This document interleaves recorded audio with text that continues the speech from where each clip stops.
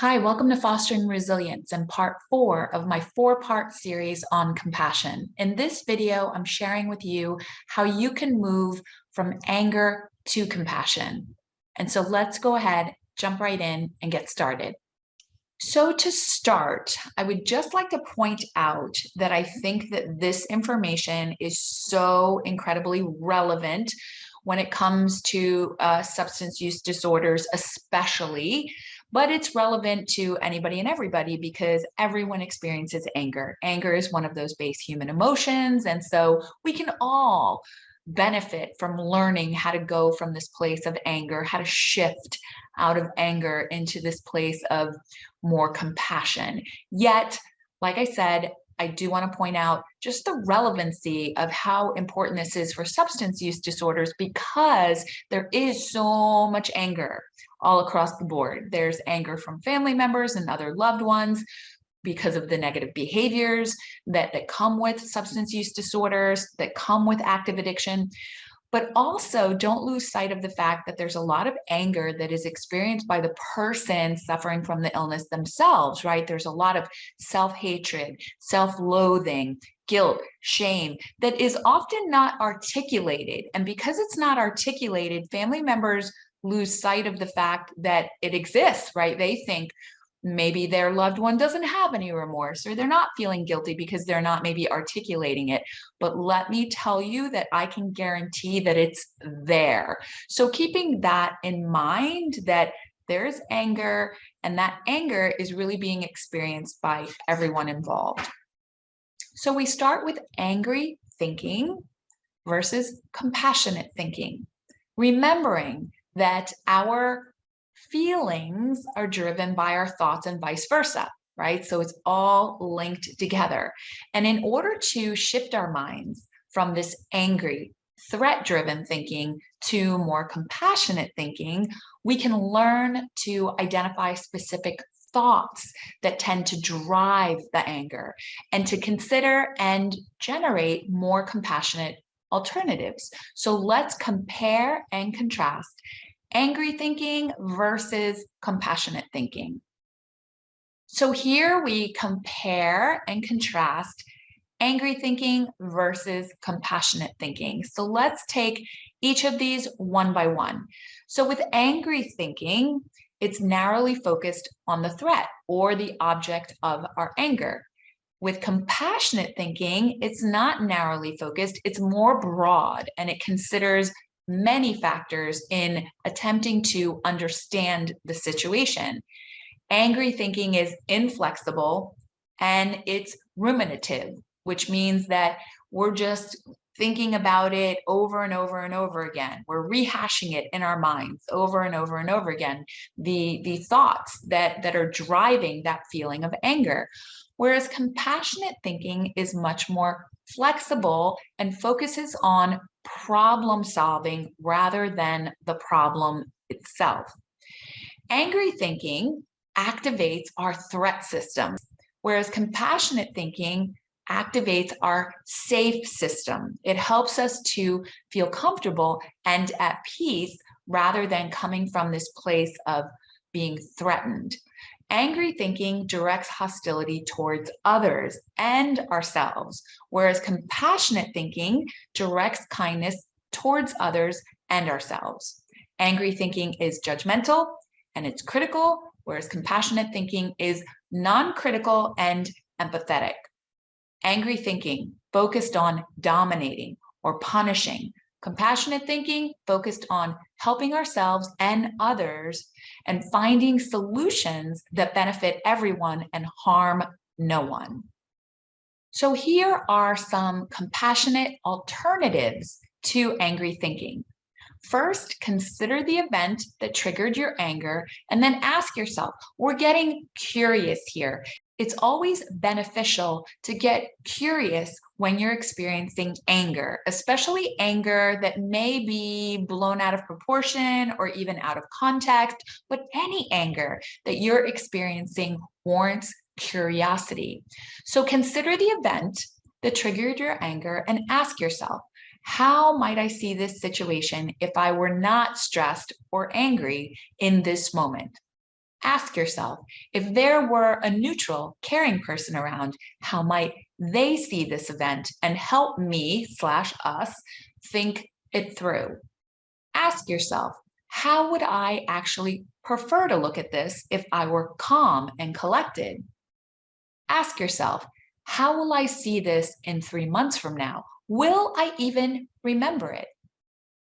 Ask yourself, from the perspective of your compassionate self, what might you say to a friend who experienced something similar? Or how would you attempt to help a friend to feel supported? Now, this is a writing exercise that I suggest that you do because I think that it will really help you to identify the things that are your triggers. So, considering situations that have a tendency to cause you to feel angry, reflect on the thoughts that are fueling your anger about the situation, and then coming up with some compassionate alternative thoughts. So, listing 5 thoughts that trigger that feeling of anger within you, and then listing 5 compassionate alternative thoughts. So go ahead and pause the video right now and go ahead and complete that. Okay, so now that you have completed that short exercise, let's now look at compassion in difficult situations, because the way we use compassionate behavior to deal with situations that trigger our anger can take many forms depending upon the situation. Sometimes in life, there are things we can do to effectively work with and change the situation that's provoking our anger. But at other times, we're faced with situations that we don't like, but we really can do little or nothing to change that situation or that person for that matter, right? So recognizing the situations that we can control and that we can change, and the ones that we cannot. I really love the serenity prayer that is a part, I think it comes from Al Anon, and it goes like this. God, grant me the serenity to accept the people I cannot change, the courage to change the one I can, and the wisdom to know it's me. So let's focus on situations that we can have some effect on and things we can do to work on them. So let's look at compassionate thinking and emotion and consider a few things. Number one is to consider that you and everyone in this situation ultimately just wants to be happy and to avoid suffering, even though we can pursue this in very frustrating ways. And consider that everyone in this situation has a very complex brain. And for those who are suffering from addiction issues, that brain has been compromised. Consider that this is not your fault, and it's really not theirs either. So stopping the blame game is a huge step forward in the right direction and starting to focus on problem solving. Consider the situation and how you can cultivate empathy for them. Have you ever behaved like they're behaving? How are you feeling at that time? And how does their behavior make sense? So looking at each of these, maybe you've never behaved like they have behaved, but maybe you can identify with the feelings that that person is experiencing. Maybe you can look at how their behavior makes sense. Because again, when you're someone who is experiencing an addiction, especially a substance use disorder addiction, it creates cravings that then cause individuals to say and do things that they normally would not say and do had they not been under the influence. So how does this make sense? Again, sometimes it's very difficult to get to that place of empathy, but a part of compassion is starting to really think about and consider how you can identify with this person, with what they're doing, with how they're feeling, how their behavior makes sense based upon what they are or have experienced. Now, moving on to problem solving, compassionate thinking and behavior as a means of problem solving. So, number one, consider the problem and generate potential solutions. So, what are all the possible responses you could have to the situation? And something that I recommend too is writing down what your typical responses are to the situation and then coming up with alternate responses, because just having an alternate response, saying or doing something different in response to the situation, can create a different result. And using your compassionate mind to generate solutions, what does your compassionate self see as a good solution? Generate as many ideas as you can. They don't even have to be realistic. You can sift through, after you're done writing. A part of this is just writing as a means of processing your emotions. And the fact is that, solutions, whatever they are, they can involve both action and also acceptance. So they can involve action in things that we can possibly do, working with the situation, but they can also involve acceptance in that we're really working on our response to the situation, not really what we can do to change the situation, but how we can change our response to the situation. Number two, consider the consequences of various solutions. So using your compassionate mind, consider the solutions and their likely short-term and long-term consequences. If the situation involves other people, as most anger-producing situations do, there are various factors that can be considered in choosing the best response. So the objective, what outcome do I want from this situation? Sometimes just thinking about that, like what is my objective? What am I really trying to achieve with this response, with the way that I'm behaving? Because sometimes if you really think about your own behavior and the way that you're responding, it's pretty clear that that behavior is going to elicit a certain response in the other person. And then considering the relationship with the other people involved. How will your responses impact your relationship with this person? And then the expression of how you feel, letting others know how you're feeling about the situation, but with kindness rather than criticism and judgment. We may damage relationships in the service of our objectives by expressing emotions in hostile ways. So consider that others also respond from their threat system as well. So again, trying to put yourself in the other person's shoes and consider how they're likely to respond to how you are expressing how you're feeling about the situation. Number three, using your compassionate mind to choose the best potential solution. So bringing to mind your compassionate self versus your angry self and select the solution that will work best for you and others who are involved in the situation. Choose an option that you will have the skills to carry out. One option can be asking for help from someone else who may be able to assist you. Number four, implement and evaluate the solution. How did the situation turn out? What worked? What was helpful? What didn't work?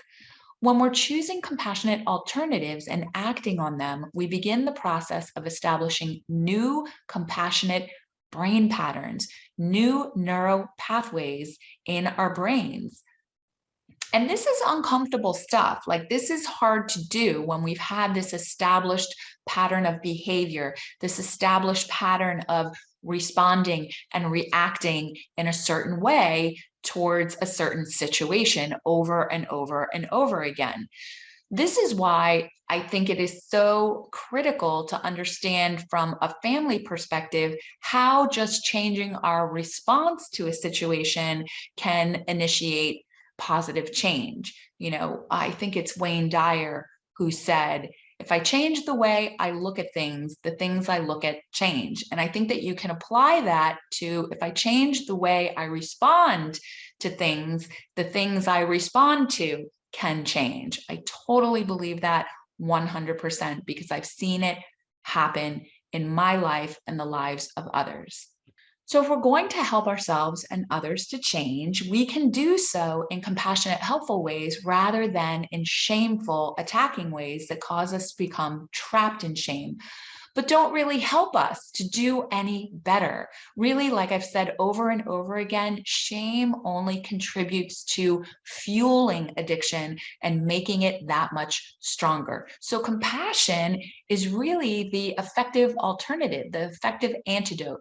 So let's look at some shameful self-attacking and some compassionate self-correction.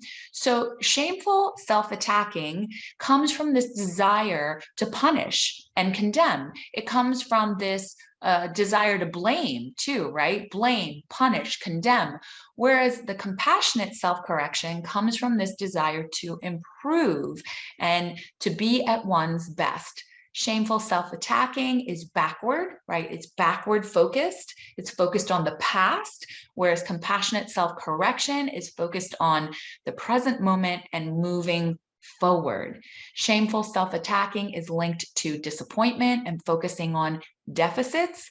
Compassionate self-correction is linked to building on the positive and abilities. Shameful self-attacking is focused on emotions of anger, frustration, anxiety, and contempt, whereas compassionate self-correction is validation of setbacks and encouragement. Shameful self-attacking, consider a critical teacher with a child who is struggling, right? Consider a child who is struggling in school and you have this teacher that's being critical towards that child. And then consider the compassionate teacher, the teacher with a child who is struggling and them offering that child compassion. How will each of those scenarios play out differently? Okay, another writing exercise, this exercise for problem solving. So number one, you want to bring to mind a difficult situation in which you tend to get angry. Think about the various aspects of the situation.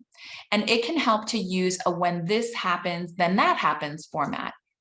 I think a good example when it comes to addiction in particular is when relapse happens, this is my response to it.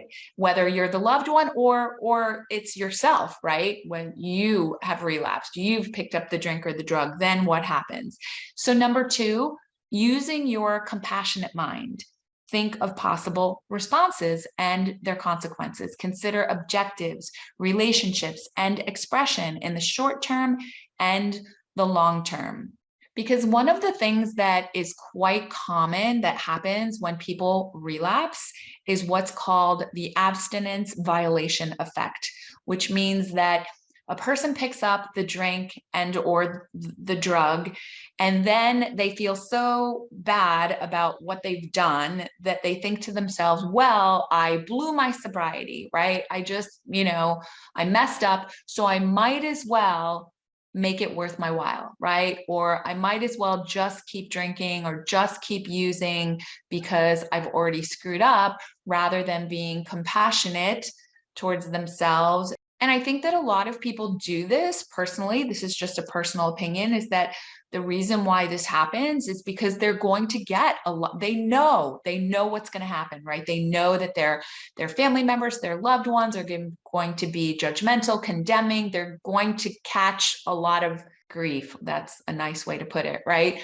So they figure I might as well make this worth it, but there's going to be that thought process from some people, that perspective, well, but if I don't respond harshly, then my loved one won't get sober, right? I have to be angry and upset and yell and scream because that's the only way, like that's motivating my loved one. You do not have to get angry and upset and be critical and judgmental of your loved one for them to get sober. You just need to set healthy boundaries in a very loving and compassionate way. That is going to go much further than being angry and upset and yelling and screaming and condemning that person. So you want to use your compassionate mind, think of possible responses and their consequences, consider objectives, relationships, and expression in the short term and the long term. So I believe that by completing the first writing exercise and then completing this second exercise, you will start to strengthen that compassionate mindset, that neuro pathway, which is ultimately what the overall goal really is. All of these presentations in sum is so that you can start to learn these tools and ways of approaching the situations that you're experiencing with yourself and or your loved one when it comes to addiction in a way that is going to support recovery rather than relapse. And the only way things are going to change is if you yourself start to change your own responses to the way in which you have been approaching your problems.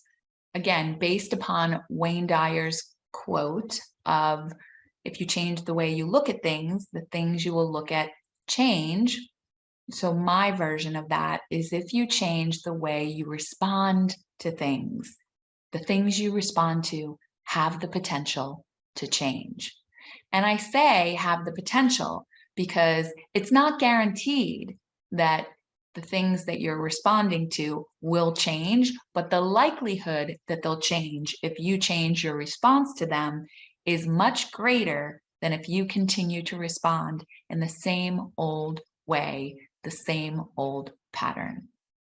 So that's it for my 4-part series on compassion. I hope you found it valuable. If you did and you know someone else who may find this information beneficial, if you could please share the video with them as well. And thanks so much for you being here, and I hope you have a beautiful and a blessed day. See you in the next video.